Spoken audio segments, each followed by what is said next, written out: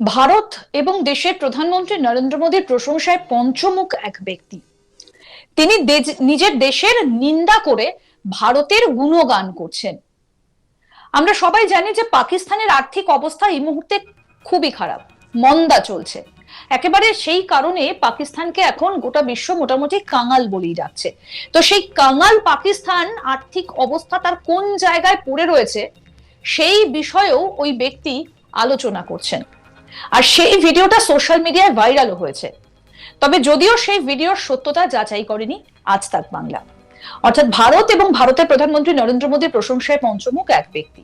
তিনি নিজের দেশের নিন্দা করে ভারতের গুণগান করছেন। কাঙাল পাকিস্তানের আর্থিক অবস্থা কোন জায়গায় পড়ে রয়েছে সেই বিষয়েও আলোচনা করেন তিনি। আর সেই ভিডিওটা সোশ্যাল মিডিয়াতে ভাইরাল, যদিও সেই ভিডিওর সত্যতা যাচাই করেনি আজ তাক বাংলা। ভাইরাল ওই ভিডিওয় দেখা গিয়েছে একটা গাড়ির ভেতর বসে রয়েছেন ওই ব্যক্তি। গাড়ি চালানোর সময় ভারত এবং প্রধানমন্ত্রী মোদীর প্রশংসা করতে দেখা গিয়েছে তাকে। মোদীকে সেরা প্রধানমন্ত্রীর তকমাও দিয়েছেন তিনি। পাকিস্তানের বেহাল হাল নিয়েও সরব হতে দেখা গিয়েছে তাকে। সেই সঙ্গে পাকিস্তানের আর্থিক পরিস্থিতি কোন জায়গায় পৌঁছে গেছে তা নিয়েও সরব হয়েছেন তিনি। তবে আবার এও বলে রাখি, এই ভিডিওর সত্যতা যাচাই করেনি আজ তাক বাংলা। দেখুন সেই ভিডিও। टूर हुआ तो मोदी जी के बारे में मैं आपको बताना चाहूंगा। तो एक तो सबसे पहले आप उनके लिए प्रार्थना किया करो, दुआ दिया करो। हमारा हाल देख लो, पाकिस्तान में हमारा क्या हाल हो गया। सारे आलू प्याज 400-500 रुपए केजी हैं और आपके मजे लगे हुए हैं इंडिया में। ये याद रखना, पूरी धरती पे इस समय पूरी दुनिया में सबसे सस्ता अगर कोई देश है तो वो इंडिया है। वो भी क्यों है? वो मोदी जी के लिए आप दुआ किया करो। मलंग आदमी आपको मिल गया, ना जिसको पैसे की हसरत ना किसी चीज की हसरत। एक बूढ़ी माँ थी वो भी मर गई, ठीक है। अभी उसका कौन है? आप लोग ही हो। वो आपको ही परिवार समझता है अपने मुल्क को।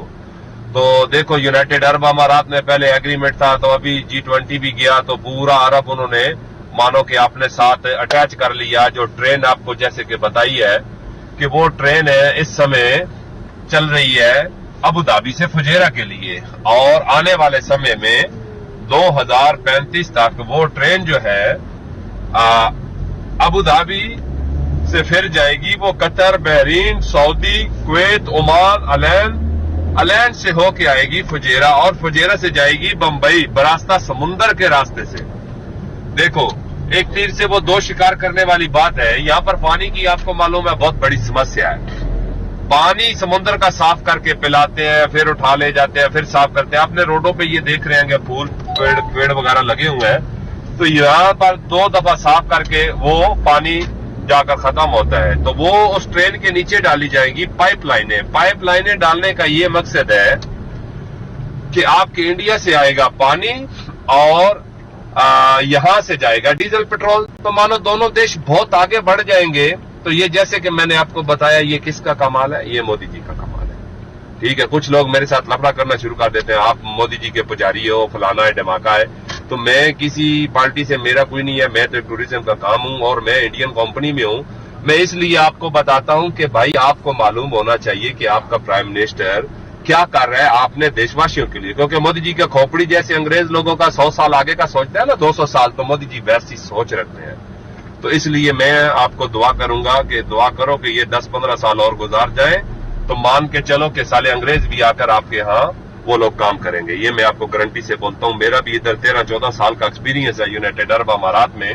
तो हमने देखा है, अभी आप हमारा हिसाब लगा लो कि पाकिस्तान में कभी इतनी नहीं हुई, ठीक है। आटे के पीछे बेचारी लेडीज लोग मर गए, पांव के नीचे आके मर गए। आलू प्याज देखो वो आसमानों से बातें करते हैं। कुकिंग ऑयल देखो, ठीक है। तो आप तो माशाल्लाह देखो कहां पहुंच गए जिसका कोई हिसाब नहीं है। फिर आप देखो ग्रोसरी शॉप यूनाइटेड अरब अमारात में, क्या पूरे अरब में उसकी ओनर भी इंडियन, सुपर मार्केटों के ओनर भी इंडियन, लुलू बड़ा हैबर मार्केट है उसका भी ओनर इंडियन, गोल्ड के काम में 85% इंडियन, रहने वाली जगह में बरदुबई, करामा, ऊद में था, इब्ने बतूता मॉल की बैक साइड में, डाउन टाउन में, पाम जमेरा में, यहाँ पर भी सबसे ज्यादा इंडियन है। पाम जमेरा वो जगह है जो डेट्स का दरख्त जो बना हुआ है ना समुद्र के अंदर, उसी में देखो अंबानी जी के साहबजादे का भी घर है और शाहरुख खान का भी घर है, ठीक है। तो हर चीज में देखो आपकी कितनी रिस्पेक्ट है। सबसे बड़ी बात है यूनाइटेड अरब अमारात में ये मजहब वाले भेदभाव बिल्कुल नहीं है, बिल्कुल नहीं है मजहब भेद वाले। ये भाई हिंदू है, ये मुस्लिम, एक थाली में सब मिलकर खा रहे हैं। देखो अबू धाबी में स्वामी नारायण भगवान जी का मंदिर बन रहा है, वो किसने बनवाया? एग्रीमेंट किसने किया? मोदी जी ने किया। किन के साथ किया? शेख खलीफा बिन जायद अल नायान के साथ किया, जो मर गए हैं। दुबई में भगवान जी का मंदिर बना के दिया, सारे भगवान है, गुरुद्वारा साहब बना के दिया, क्रिश्चियन लोगों के लिए सब कुछ बना दिया।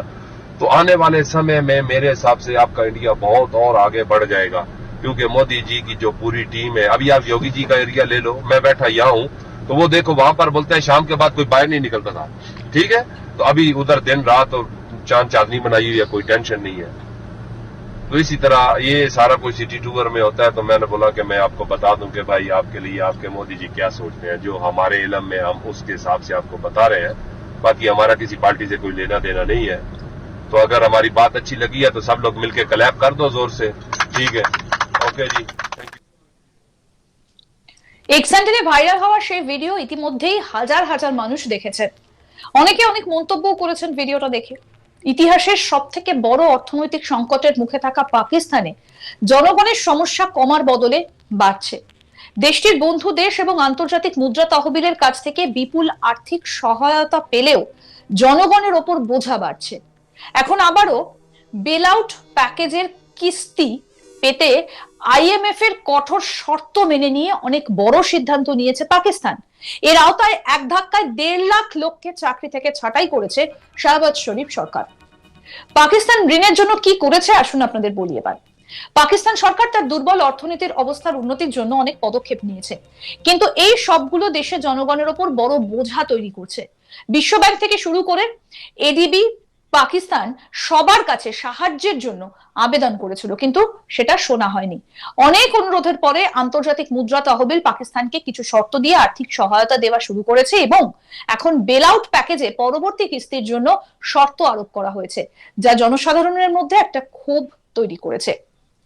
যে অর্থনৈতিক সংকট চরমে পৌঁছেছিল তাতে সাহায্য করার জন্য আইএমএফ পাকিস্তানকে বেল আউট প্যাকেজের কিস্তি রিলিজের আগে অনেক শর্ত আরোপ করেছিল এবং শাহবাজ সরকার সেগুলি মেনে নেওয়া ছাড়া তার আর কোনো উপায় ছিল না শাহবাজ সরকারের কাছে।